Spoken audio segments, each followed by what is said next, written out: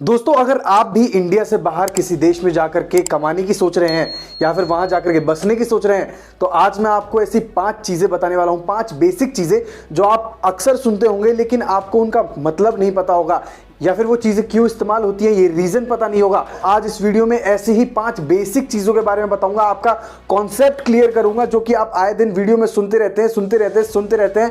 हमारे जैसे यूट्यूबर आपको हर बार बोलते होंगे, बहुत बार बोलते होंगे, लेकिन आपको उस चीज के पीछे का एक्चुअल कारण नहीं पता। तो ये 5 जरूरी चीजें जानने के लिए वीडियो को एंड तक देखना ना भूलें। और दोस्तों, अगर आप पहली बार हमारे चैनल पर आए हैं तो प्लीज हमारे चैनल को सब्सक्राइब करिए।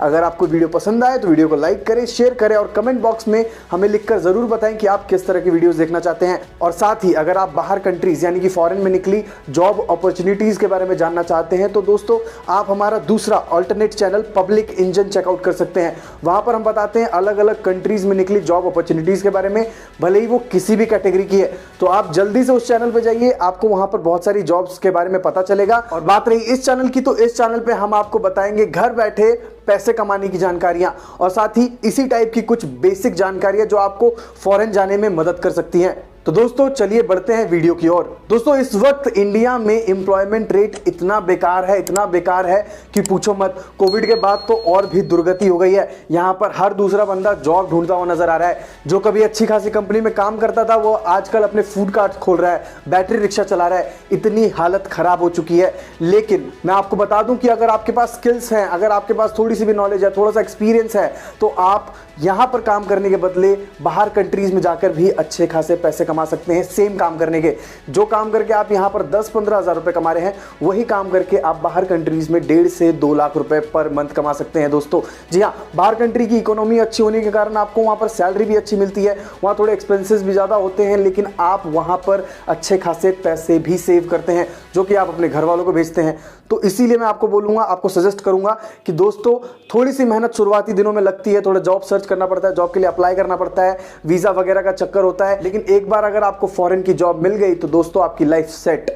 वहीं पर काम करिए, रहिए, एंजॉय कीजिए। लेकिन बाहर कंट्रीज में जाने से पहले जो 5 बेसिक चीजें मैं आपको बता रहा था उस चीज के बारे में जान लेते हैं। दोस्तों, सबसे बड़ी चीज जो आप आए दिन यूट्यूब के वीडियोस में हम जैसे यूट्यूबर्स के मुंह से सुनते होंगे, वर्क परमिट। ये वर्क परमिट आखिरकार होता क्या है? बहुत लोगों को पता है कि वर्क परमिट के बिना वो जॉब करने दूसरे देशों में नहीं जा सकते, लेकिन वर्क परमिट मिलता कैसे है, अप्लाई कौन करता है, क्या होता है? दोस्तों मैं बता देता हूं कि वर्क परमिट एक डॉक्यूमेंट होता है जो कि आपको परमिट यानी कि आपको मतलब अनुमति देता है उस कंट्री में जाकर के काम करने के लिए। अगर आपके पास वर्क परमिट नहीं होगा तो आप उस कंट्री में वर्क नहीं कर पाएंगे। आपको वर्क परमिट देता कौन है? वर्क परमिट आपको वो कंपनी देती है, वो कंपनी का एम्प्लॉयर देता है जो आपको हायर करते हैं। इसीलिए बोला जाता है कि आप जॉब सर्च करिए, फिर जाकर के आपको वर्क परमिट मिलेगा, क्योंकि वर्क परमिट को पाने का दूसरा रास्ता कोई है ही नहीं। दोस्तों आपको एक एम्प्लॉयर ही वर्क परमिट दे सकता है। तो आपको उस देश में आने की अनुमति को कहते हैं वर्क परमिट। ये हो गई पहली चीज। अब बताता हूं कि वर्क वीजा क्या होता है। वर्क वीजा होता है दोस्तों, वर्क परमिट तो एम्प्लॉयर आपको डॉक्यूमेंट देता है कि आप आ जाओ हमारी कंट्री में। वर्क वीजा होता है कि आप अपनी साइड से डॉक्यूमेंट लेते हो अपनी कंट्री में। आप अपनी कंट्री में वर्क वीजा लेते हैं कि आप उस कंट्री में जाना चाहते हैं काम करने के लिए। तो ये दोनों चीजें अलग अलग होती हैं। एक एम्प्लॉयर करता है प्रोवाइड, एक आपको खुद को करना पड़ता है।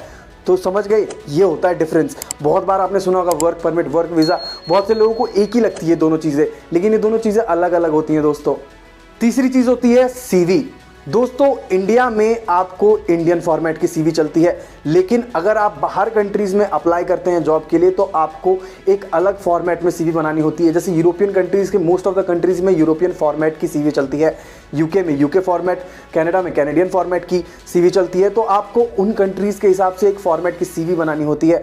बहुत सारी चीजें जो है बहुत सारी कंट्रीज के हिसाब से ऐड करनी होती है या फिर वहां से हटानी पड़ती हैं। जैसे इंडियन फॉर्मेट में ऐसी बहुत सारी चीजें होती हैं जो कि यूरोपियन फॉर्मेट में नहीं होती है। जैसे आपके पापा का नाम, मम्मी का नाम, दादा का नाम, ये सब चीजें यूरोपियन फॉर्मेट में ऐड नहीं होती है दोस्तों। आपका डेट ऑफ बर्थ, आपकी फोटो, आपकी नेशनैलिटी, ये सारी चीजें आप जितना कम से कम हो सके डालें। ये सब चीजें यूरोपियन फॉर्मेट की सीवी में ना होने के पीछे का कारण सबसे बड़ा ये है कि एम्प्लॉयर जब आपको हायर करे तो वो आपके एज, नेशनैलिटी या फिर कास्ट वगैरह वगैरह से आपको जज ना कर सके, बल्कि आपके स्किल्स, आपके एक्सपीरियंस से आपको जज करे और हायर करे। इसीलिए ये सारी चीज़ें हम सीवी में ऐड नहीं करते हैं, ताकि वो रेसिज्म वाला चक्कर ना हो जाए। और इंडिया में डिक्लेरेशन तक डालते हैं, क्योंकि इंडिया में इतने फ्रॉड लोग हैं, इतने फ्रॉड लोग हैं भैया, कुछ भी लिख देते हैं एक्सपीरियंस में। मैंने 10 साल अंबानी का बॉस था मैं, और उसके बाद डिक्लेरेशन में लिख भी देंगे इतने कॉन्फिडेंटली कि हाँ भैया मैं था। इसीलिए इंडियन फॉर्मेट में डिक्लेरेशन भी चाहिए होता है कि भैया तुम जो बोल रहे हो सही बोल रहे हो ना, फ्रॉडपंती तो नहीं कर रहे हो। लेकिन ये सारी चीज़ें वहाँ नहीं लगती, यूरोपियन फॉर्मेट, कनाडा फॉर्मेट की ये सब चीज़ें नहीं लगती। वहाँ पर जो चीज़ें आप अपनी सीवी में लिखेंगे वो चीज़ें आपको वहाँ पर दिखानी पड़ेंगी, आपको बताना पड़ेगा कि भैया हाँ मैंने ये किया है। इसीलिए मैं आपको हर बार बोलता हूँ कि भैया आप अपने यूरोपियन फॉर्मेट या फिर कैनेडियन फॉर्मेट, जो भी फॉर्मेट की सीवी में जो भी चीज़ें लिख रहे हो सच सच लिखो, ताकि एक बार इंटरव्यू होते समय भी आप अपने सवालों को लेके कॉन्फिडेंट हो। बहुत टाइम होता है कि आपकी सीवी तो शॉर्टलिस्ट हो जाती है, अगर आप हमसे बनवाते हैं, हमसे अगर आपने बनवा ली सीवी, आपकी सीवी शॉर्टलिस्ट भी हो गई, लेकिन जब आप जवाब देने गए इंटरव्यू में आप बैठे हैं और आप इंटरव्यू क्रैक नहीं कर पाए, क्योंकि आप अपने सवालों को लेके कॉन्फिडेंट नहीं थे। तो इसीलिए सीवी में वही सारी चीज़ें ऐड करें जो आप एक्चुअली में कर चुके हैं, या फिर आपके पास जिन चीज़ों की स्किल्स वगैरह हैं। चौथी चीज़ होती है दोस्तों कवर लेटर। यहाँ पर इंडिया में most of the time cover letter लोग बहुत कम यूज़ करते हैं, बड़ी बड़ी पोस्टों के लिए यूज़ करते हैं या फिर बड़े बड़े ऑर्गेनाइजेशंस के लिए यूज़ करते हैं, लेकिन बहुत कम ही होता है कि कवर लेटर यूज़ होता है। अब आप सोच रहे होंगे कि कवर लेटर होता क्या है। कवर लेटर बेसिकली एक एप्लीकेशन लेटर होता है जॉब के लिए। जैसे बचपन में आपको पेट में दर्द हो जाता था, या फिर आपको कल परसों तरसों किसी शादी में जाना होता था, तो आप स्कूल में एप्लीकेशन लेटर लिख के देते थे कि सर परसों तरसों मैं स्कूल नहीं आऊँगा। एप्लीकेशन लेटर लिख के देते थे, सर आपके देखते थे, प्रिंसिपल वगैरह जो भी जिसको भी देते थे आप, वो देख करके आपको अलाउ करता था कि हाँ भैया ठीक है तुम्हारी छुट्टी ग्रांटेड।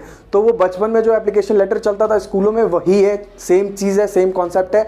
आपका एप्लीकेशन लेटर होता है ये एम्प्लॉयर को दिखाने के लिए कि भैया आप इस जॉब के लिए क्यों सूटेबल हैं, यानी कि आपको वो दूसरे कैंडिडेट्स के ऊपर क्यों प्रेफर करे। तो बेसिकली आप अपनी कवर लेटर में अपने बारे में लिखते हैं, आप क्यों अच्छे हैं, आप क्यों बेस्ट रहेंगे उस रोल के बारे में, जिस भी रोल के लिए आप अप्लाई कर रहे हैं। साथ ही आप बहुत सारी ऐसी चीजें लिखते हैं जो कि एम्प्लॉयर को आपको हायर करने पे मजबूर कर दे। आपने बहुत सुना होगा कवर लेटर जरूरी है, कवर लेटर जरूरी है। बहुत कम लोग बताते हैं कि कवर लेटर क्यों जरूरी है।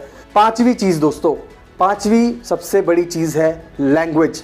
दोस्तों अगर आपके मन में जरा सा भी ख्याल है कि आप कल को किसी बाहर देश में जाकर के नौकरी करने वाले हैं या फिर रहने वाले हैं, तो मैं आपको सजेस्ट करूंगा कि आप इंग्लिश सीख लीजिए। भले ही वो बेसिक लेवल की क्यों ना हो, भले ही आप अपने इंट्रोडक्शन देने तक की क्यों ना सीख पाए, लोगों से कम्युनिकेट करने जितनी क्यों ना सीख पाए। 1 से 1.5 महीना 2 महीने के भी कोर्सेज बहुत सारे आते हैं दोस्तों। जल्दी से जाइए और इंग्लिश की लैंग्वेज की क्लासेस ले लीजिए, क्योंकि इंग्लिश एक ऐसी लैंग्वेज है जो हर कंट्री में चलेगी। और अगर आपको इंग्लिश आती होगी तो आप किसी भी जॉब के लिए अप्लाई कर सकते हैं बेझिझक होकर के। आपका CV शॉर्टलिस्ट हो जाए, आप इंटरव्यू में बैठ सकते हैं बेझिझक होकर के। कॉन्फिडेंस देखता है एम्प्लॉयर, आपके अंदर कॉन्फिडेंस है, आप अच्छी खासी बातचीत कर रहे हैं, तो आपकी जॉब पक्की है, मैं लिख के दे रहा हूँ। बहुत सारे लोग तो ऐसे हैं जो इंटरव्यू में क्रैक हो जाते हैं। भाई इंटरव्यू क्रैक करना होता है, लेकिन इंटरव्यू में क्रैक हो जाते हैं। इसीलिए मैं आपको बोल रहा हूँ, जरा से भी आपके मन में है कि कल को आप आने वाले दिन में अगर आपका वर्क परमिट हो भी गया है, तो जब तक वीज़ा वगैरह आप करते हैं तब तक आप इंग्लिश की क्लासेस ले लीजिए। मैं इतना बोलूँगा, आपको सजेस्ट करूँगा। तो ये 5 बेसिक चीज़ें जो हैं आपको बहुत ज़रूरी है जान लेनी। तो अगर आप भी किसी बाहर के देश में अप्लाई करना चाहते हैं जॉब्स के लिए, तो जल्द से जल्द अप्लाई करिए दोस्तों। और अगर आप हमसे अपना यूरोपियन स्टैंडर्ड का CV कवर लेटर बनवाना चाहते हैं, वो 30-40 रुपये में जाकर साइबर कैफे में बैठ के मत बनवा लीजिएगा। बहुत सारी ऐसी डिटेल्स होती हैं जो आपको बहुत ध्यान से भरनी होती हैं CV में, ताकि एम्प्लॉयर आकर के आप एम्प्लॉयर की नज़र टिक जाए आपकी CV पे। तो अगर आप हमसे CV बनवाना चाहते हैं अपना और कवर लेटर बनवाना चाहते हैं, तो जल्दी से डिस्क्रिप्शन बॉक्स में जाइए, वहाँ पर आपको हमारी मेल ID मिलेगी, साथ ही हमारा इंस्टाग्राम मिलेगा। आप कहीं भी हमें कॉन्टैक्ट कर सकते हैं और हमें DM कर सकते हैं। हम आपकी सर्विस के लिए 24/7 अवेलेबल है। तो दोस्तों ये था हमारा आज का वीडियो। अगर आपको ये वीडियो पसंद आया हो तो वीडियो को लाइक करें, शेयर करें और चैनल को सब्सक्राइब करना ना भूलें। साथ ही हमारे दूसरे चैनल पब्लिक इंजन को भी चेकआउट करना ना भूलें। आपको बाहर कंट्रीज़ की अलग अलग जॉब्स के बारे में पता चलता रहेगा। आज के लिए इतना ही, मिलते हैं अगली वीडियो में, तब तक के लिए बाय बाय।